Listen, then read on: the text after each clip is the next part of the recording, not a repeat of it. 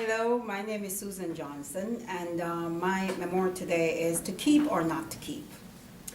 At 20 years old, I found myself pregnant and scared. I knew little about relationships and love. I had no good example of these attributes growing up, so the first guy that told me he loved me won the prize. It had to be love. He said it. I believed him. There was no questioning his intent. I did not know how to do that. I grew up sheltered from reality. I had no boyfriend before him, so when he came to visit occasionally, I thought that was the norm. Then came the day I started feeling ill. I thought it was a flu until I decided to seek medical help. Less than 30 minutes into my visit, the doctor said, "Congratulations, Miss Johnson, you are 10 weeks pregnant."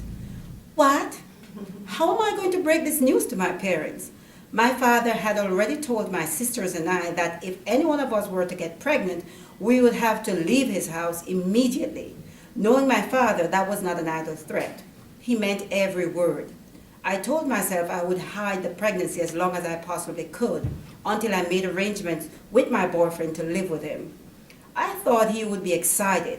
Didn't he tell me that he loved me? Well, here's to love. We're going to have a baby and live happily ever after. That was my dream, and I thought that was his also. I can recall the Wednesday afternoon I was at work and called my boyfriend telling him that he needs to come and see me at my lunch break because I have some exciting news. He did not ask what it was, but told me he would stop by. He came as expected, and before he could say anything, I held on to my stomach and told him that we were going to have a baby.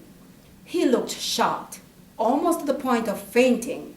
Was he excited? I could not tell. The next words that came out of his mouth were crushing. "You have to get rid of the pregnancy," he stated. I did not want to have a baby right now. "I have a girlfriend, and I do not want her to find out." Girlfriend? Am I not your only girlfriend? I was in total disbelief. I was blindsided by my inexperience. I thought about what he said. I could not live with him. I could not live with him. He had a whole life that I was not a part of, and I did not know how to feel. Should I abort my unborn baby? A child I've never met? My firstborn? No, it is not happening. I am going to carry my baby, love my baby, and take care of my baby all by myself. I am going to ask my parents for forgiveness and ask if I could stay until she is born. Then I would have saved up enough money to get my own place. I did not have to ask. They found out before I told them. My dad hated me. He thought I had ruined my life for good. For the 9 months I carried my baby, my dad did not speak to me. I hid from him every chance I got. I knew that I had to humble myself because I had nowhere to go. The boyfriend had abandoned me. After he came to see me at my job that Wednesday afternoon, I did not see him until 7 months later. One morning I stood at the bus stop waiting for a bus to work.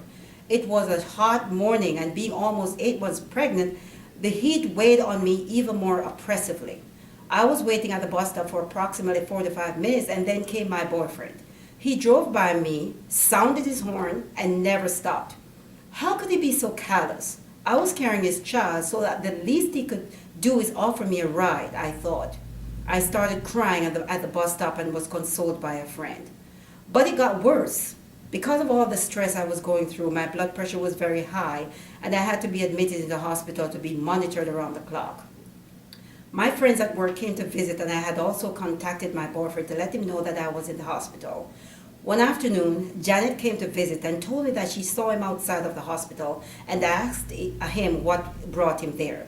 He went on to tell her that the girlfriend of a friend of his is admitted in the hospital, and he came to visit her. He came to visit me earlier, so he lied to my friend. He wanted no one to know I was pregnant with his child. I was crushed, but I knew that I had to stay strong for this precious baby that I was carrying inside of me. During my pregnancy, I saw him twice and received a total of $200 from him. I stayed at my parents' home until I built my own place. My daughter and I moved into our own place when she was 6 months old, and we were happy. I worked 12 hours a day to take care of her, and never once did I complain. She was mine, and I was committed to be the best mother I could possibly be. My parents loved my daughter. She was the apple of their eyes, and they helped me raise her into a beautiful young lady. Today, I am so happy that I did not abort my daughter. She is now 28 years old and will be going to medical school next fall.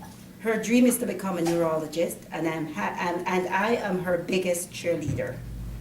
All right. All right.